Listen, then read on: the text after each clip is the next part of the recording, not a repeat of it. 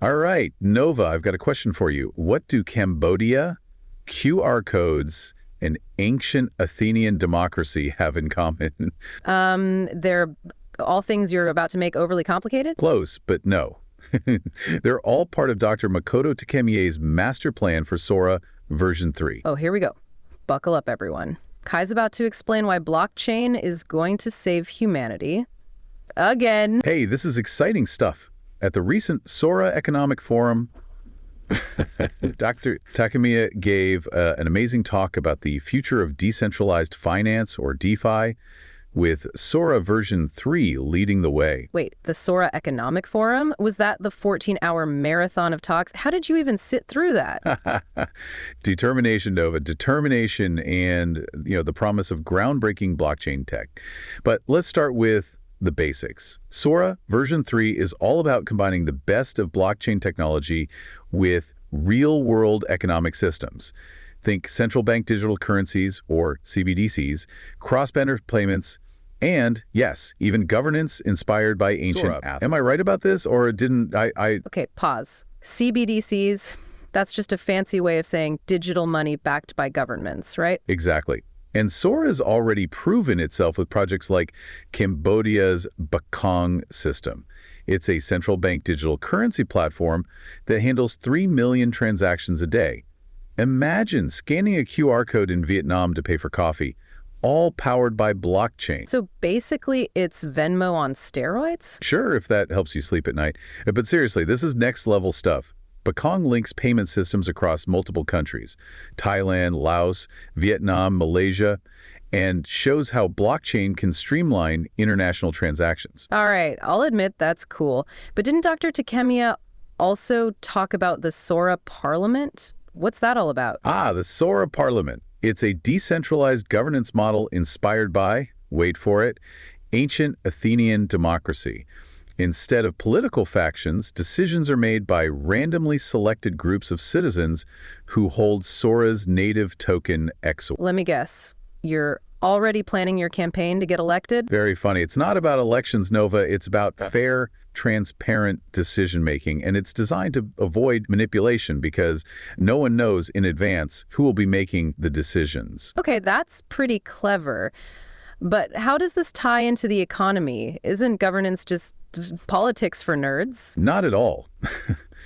Governance impacts how money is allocated. SORA wants to recreate the Japanese post-war economic miracle, using productive money allocation to build infrastructure, boost innovation, and drive growth. So we're talking bridges, factories, and blockchain-powered highways? Exactly. It's about creating real-world value with a decentralized system. Plus, SORA aims to become legal tender in some countries. Imagine paying taxes or buying groceries with XOR. And bold move. But let's not skip over the challenges. Scalability, anyone? True. The goal is 20,000 transactions per second, but they're currently benchmarking around 4,000, 5,000. It's still impressive, but there's room to grow. Blockchain years, Kai. Those timelines always stretch. Fair point. But with projects like the SORA card, a crypto-linked debit card, and decentralized apps like PolkaSwap, SORA's ecosystem is already robust. So, okay, I'll give it to you. It sounds like SORA version 3 is doing more than just fancy tech demos. Anything else Dr. Takemiya dropped on us? Tons. From cross-border central bank digital currencies to governance innovation, SORA version 3 is about creating a holistic economic system. And it's all underpinned by blockchain technology that's fast, scalable, and secure. All right. Color me intrigued. But I'm holding you to that 20,000 transactions per second goal. If it's not there, we're revisiting this episode to call you out. Deal. And speaking of fast, did you know the Bakong system is already handling $300 million worth of transactions daily? That's just one example of SORA's potential. And okay, now you've got my attention. But I've still got questions. Like, how does SORA handle governance without falling into the usual traps of centralization? Great question. That's where the SORA Parliament's sortition comes in. Decisions are made by randomly selected groups from the community. It's designed to be fair, transparent, and resistant to corruption. Sounds like a blockchain version of jury duty. But hey, if it works, it works. Exactly. And the idea isn't just theoretical. The Parliament model is already being tested on incentivized networks to see how it holds up in real-world conditions. Real-world conditions? You mean where people argue about pizza toppings during meetings? Close enough. But seriously, the goal is to create a decentralized economic system that's transparent, scalable, and accessible to everyone. It's not just about tech, it's about creating a better economic future. So how do the central bank digital currencies fit into all of this? That's the beauty of SORA version 3. The hub chain design means countries can use shared infrastructure to develop their own apps, like CBDCs or even savings bonds, without needing to build separate blockchains. Many of these BAYACs are focused on closing international gaps, and this is something we've talked about. Wait, so the infrastructure is shared? Isn't that risky? Not with the way SORA handles privacy and security.